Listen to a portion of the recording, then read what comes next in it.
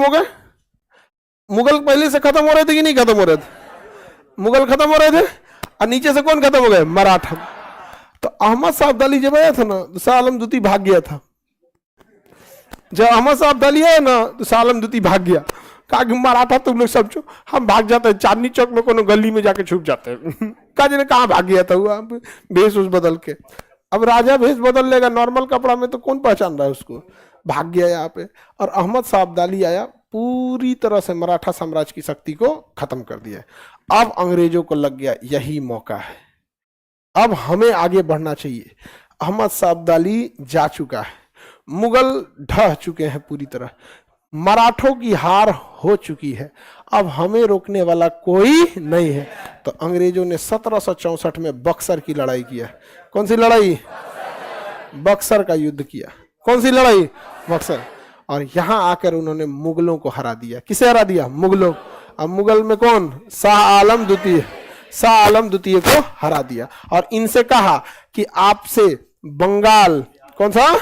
बंगाल, बिहार और उड़ीसा, बिहार, बंगाल और उड़ीसा, यहां से जितना टैक्स आप कलेक्ट कीजिएगा, तो आपका काम है टैक्स कलेक्ट करना और पैसा हमको पहुंचा दीजिएगा।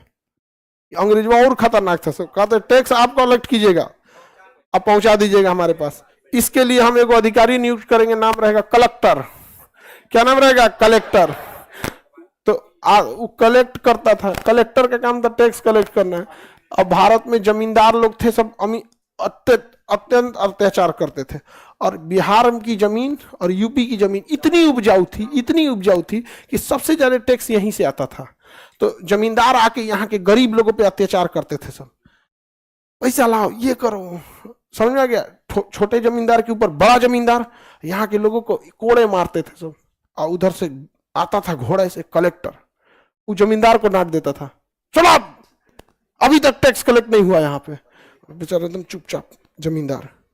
तो बिहार के लोगों को लगा कि यार अपन लड़का के हम हइये बने, तो कौन चीज है ये? तो कलेक्टर। क्या है? कलेक्टर। बिहार के लोगों के दिमाग में बैठ गया कि भैया सबसे बड़ा अगर कोनो नौकरी है तो ये कलेक्टर है। बाद में उस कलेक्टर को और पद दिया गया कि भैया लॉ एंड ऑर्डर भी आप संभाल लीजिएगा, इमरजेंसी मैटर भी आप संभाल लीजिएगा, धारा 144 भी आप संभाल लीजिएगा। तो धीरे धीरे एक जिला का कलेक्टर जिला का मैजिस्ट्रेट हो गया। तो जो डीएम होता है, डिस्ट्रिक्ट मैजिस्ट्रेट, वो एक्चुअल कलेक्टर होता है, उसका काम टैक्स कलेक्ट करना है। क्या करना है? टैक्स कलेक्ट करना। लेकिन बिहार के लोगों को लगा कि बाप रे हमारा लड़का ये बन दो। उसके बाद से भाई कलेक्टर तो पहले नियुक्त होके आते थे, धीरे धीरे एग्जाम होने लगा, उसके बाद यूपीएससी हो गया। समझ में आ गया कि नहीं आ गया? तो आज भी यूपी बिहार वालों को भूत चढ़ा ले किस चीज का? यूपीएससी। अच्छा, कई लोग ऐसे हैं ना कि समझाते हैं कि बिहार के लोगों को बिजनेस करना चाहिए। अरे भैया, जितनी कष्ट में बिहार के लोग जीते हैं, बिजनेस करने के लिए पैसा चाहिए होता है। इसको काहे सिखा रहे हो? इसको नहीं आता है? पैसा चाहिए कि नहीं चाहिए? पूंजी की कमी है, बिजनेस बिना पूंजी नहीं हो सकता है। और यहाँ के लोगों में पूंजी की कमी है, इसीलिए बिजनेस नहीं कर पाते। गुजरात, महाराष्ट्र, यहाँ पे लोगों के पास पूंजी है। अगर पूंजी नहीं है तो बड़ी जमीनें हैं, बड़ी जमीन अगर रहती है ना, किसी के पास 100 एकड़ है, 70 एकड़ है, 20 एकड़ है, तो आराम से बैंक फाइनेंस कर लेती है और उस पर आप कोई भी व्यवसाय चालू कर सकते हैं। हमारे यहाँ एक तो पूंजी नहीं है, दूसरा खेत का साइज छोट है, और जिनका बड़ खेत है ना वो गढ़ा में है, वो गढ़ा में पानी हिल जाता है उसमें, देखिए चौरा में एकदम पड़ जाता है, एकदम साइड में हो जाता है, उसमें रास्ते नहीं है जाने का, ट्रैक्टर उलट जाता है जाके। हाँ, कई बार खेत में ट्रैक्टर टाली फंस जाता है ना, तो कहते हैं अब छोड़ दो, अगले सीजन में निकलियो।